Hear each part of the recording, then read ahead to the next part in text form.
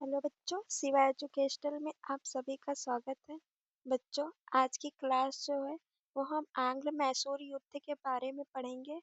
और जो प्रथम युद्ध है आंग्ल मैसूर युद्ध का, वो हम बंगाल के अंग्रेजी प्रभुसत्ता के पार्ट 2 में प्रथम वाला युद्ध पढ़ चुके हैं। आज हम देखेंगे आंग्ल मैसूर का द्वितीय युद्ध, देखेंगे विस्तार से। तो बच्चों, आइए हम देखते हैं द्वितीय आंग्ल मैसूर युद्ध कब हुआ। 1780 से 1784 ईस्वी में हुआ था।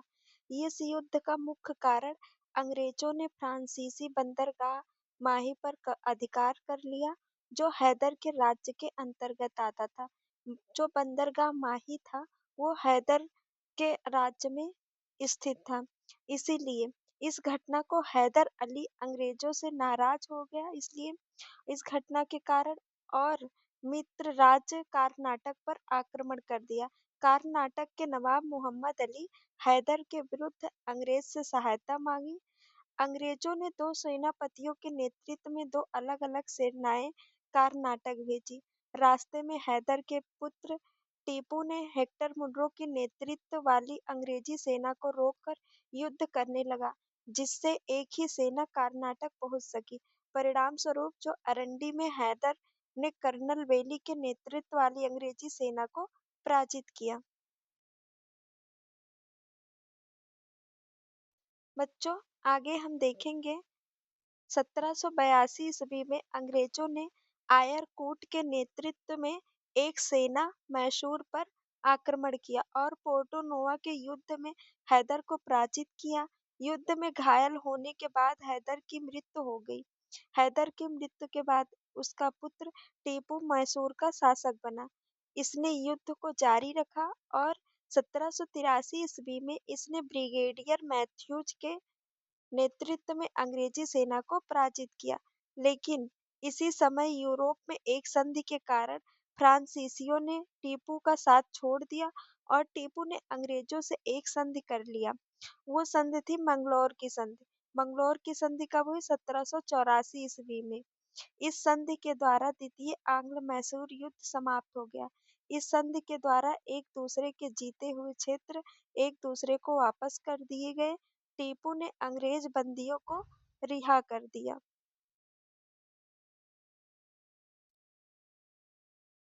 बच्चों, आगे हम देखेंगे तृतीय आंग्ल मैसूर युद्ध, जो 1790 से 1792 ईस्वी में हुआ था। इस युद्ध का तात्कालिक कारण था अईकोटा और टेंगानूर के दो दुर्ग डचों से टीपू खरीदना चाहता था, लेकिन अंग्रेजों के मित्र राज त्रावणकोर ने खरीद लिया।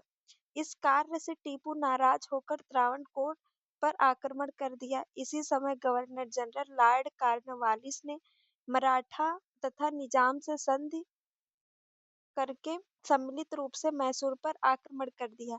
कॉर्नवालिस मैसूर के अनेक क्षेत्रों को जीतकर श्रीरंगपट्टनम को घेर लिया। बाध्य होकर टीपू ने अंग्रेजों से संधि कर ली। अब जो संधि होती है उसे श्रीरंगपट्टनम का संधि कहते हैं, जो 1792 ईस्वी में हुई थी। इस संधि के द्वारा तृतीय आंग्ल मैसूर युद्ध समाप्त हो गया। इस युद्ध के द्वारा टीपू का आधा राज्य ले लिया गया, जिसे अंग्रेज मराठे व निजाम आपस में बांट लिए। टीपू पर 3 करोड़ का हर्जाना लगाया। टीपू के पास धन न होने के कारण उसके दो पुत्रों को कॉर्नवालिस के पास बंधक के रूप में रख दिया और टीपू के सेना को भी सीमित कर दिया गया। बच्चों, आगे हम चतुर्थ आंग्ल मैसूर युद्ध देखेंगे, जो 1799 ईस्वी में हुई थी। इस युद्ध का कारण अंग्रेज governor general Lord Wellesley Tipu के पास सहायक संधि स्वीकार करने का प्रस्ताव भेजा, जिसे टीपू ने अस्वीकार कर दिया। परिणाम क्या हुआ? 1799 ईस्वी में लॉर्ड वेलेस्ली ने मैसूर पर आक्रमण कर दिया। वेलेस्ली ने टीपू के अनेक क्षेत्रों को विजिट करते हुए श्रीरंगपट्टनम के दुर्ग को घेर लिया। टीपू अंग्रेजों से युद्ध करते हुए दुर्ग के द्वार पर ही मारा गया और मैसूर अंग्रेजों के नियंत्रण में आ गया। अंग्रेजों ने बोघार वंश के 2 वर्षीय बालक कृष्णराज को मैसूर का शासक घोषित किया और इसे सहायक संधि स्वीकार कराकर मैसूर पर अपना प्रभाव स्थापित कर दिया। 1834 ईस्वी में विलियम बेंटिंक ने मैसूर को जीतकर अंग्रेजी साम्राज्य में मिला लिया। बच्चों आगे हम टीपू सुल्तान के बारे में पढ़ेंगे। 1782 से 1799 ईस्वी तक हैदर अली के मृत्यु के बाद 1782 में टीपू सुल्तान बना।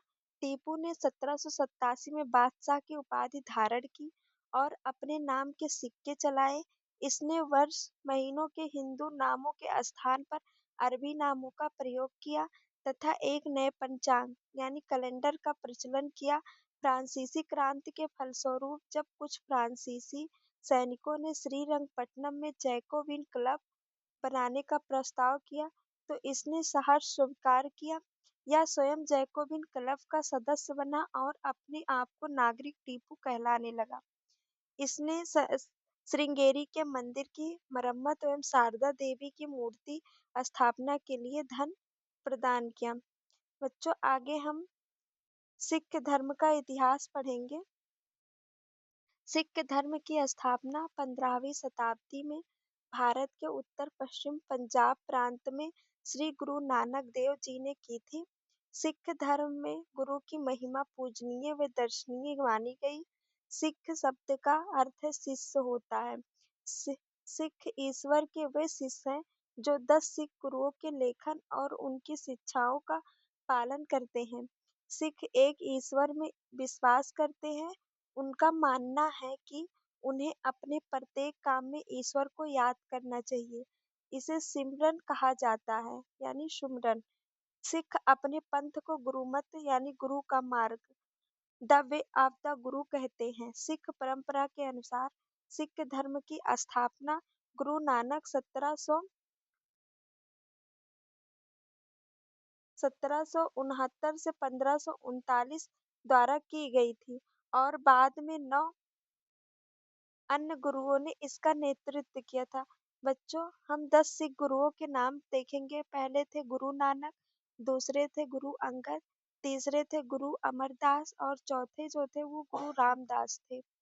पांचवे जो थे गुरु अर्जुन देव, छठे जो थे गुरु हरिदास थे और सातवें जो थे गुरु हरिराय थे। आठवें जो गुरु थे वो हरिकिशन थे। नौवे जो गुरु थे वो गुरु तेग बहादुर थे और 10वें जो थे वो गुरु गोविंद थे। बच्चों आगे की क्लास कल होगी उसमें हम 10 सिख गुरुओं के बारे में पढ़ेंगे। धन्यवाद।